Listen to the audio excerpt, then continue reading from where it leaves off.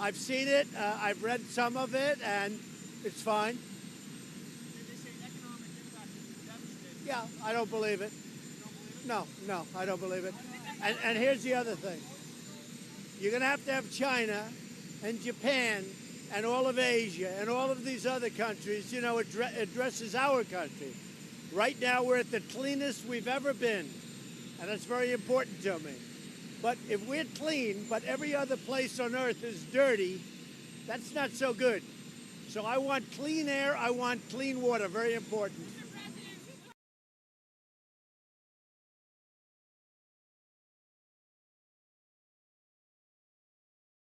Been warning about this for some time, but one of the things in the report is that it estimates you could knock as much as 10% off the size of the U.S. economy by the end of the century because of related costs. If advocates like yourself use that financial argument, that economic argument, would it be more effective in taking some of the politics out of this? Because this has been painted as such a partisan issue, not a scientific one. Well, first of all, the debate is over about the reality of climate change and the incredible and costly harm it's going to do to this country. We're talking about hundreds and hundreds of billions of dollars in damage that we're going to have to pay for. Second of all, I think it is very clear that we have got to bring our people together to address this terribly important issue. And it is amazing to me that we have an administration right now that still considers climate change to be a hoax, who is not sure about whether it is man-made.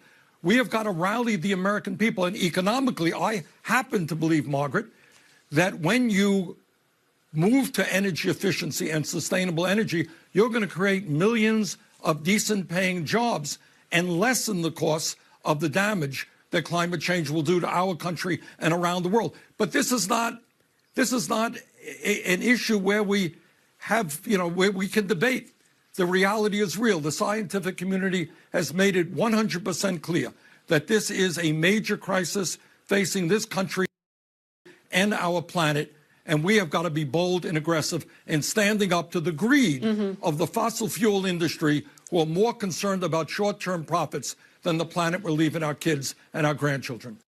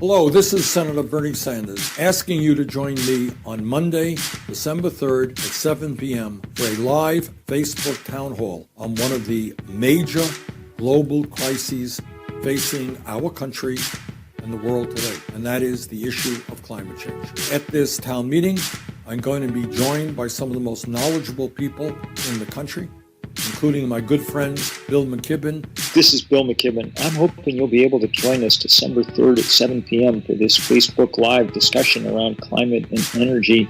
These issues have never been, well, I guess you'd have to say hotter. And Shailene Woodley, as well as climate scientist Dr. Brenda Eckrizo, and several other leaders and activists who have been leading the charge all over this world against climate change.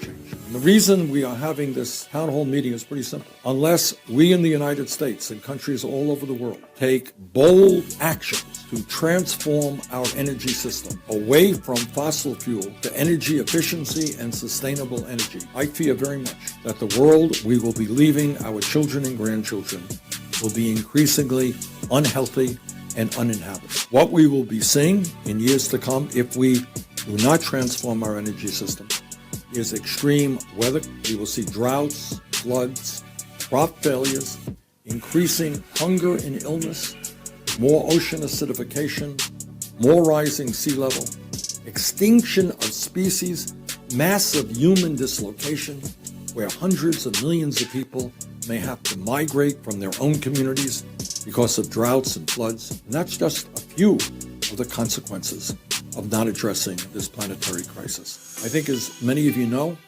very recently, the United Nations Intergovernmental Panel on Climate Change came together and issued a report that should scare the bejesus out of every person in our country and around the world. They released a report that tells us that the action we need to take in order to address this planetary crisis, quote, has no historic precedent, end quote. And what they said is that we have all of 12 years, and 12 years is not a long time, to bring this planet together, countries from all over the world, to stop the worst impacts of climate change. And as you all know, we're beginning to see some of those impacts already. So this is an issue of unbelievable consequence. What we are talking about is the future of this planet. So I hope very much that you will join me on Monday, December 3rd at 7 p.m. for this very, very important discussion. Let us learn as much as we can so that we can go forward in leading the world in transforming our energy system away from fossil fuels. Let's go forward in creating millions of new jobs. And let's go forward, in fact, lowering the cost of fuel bills in this country. Most importantly, let us go forward to leave a planet that is livable for our kids and our grandchildren. Thank you very much. I look forward to seeing you on Monday, December 3rd. Take care.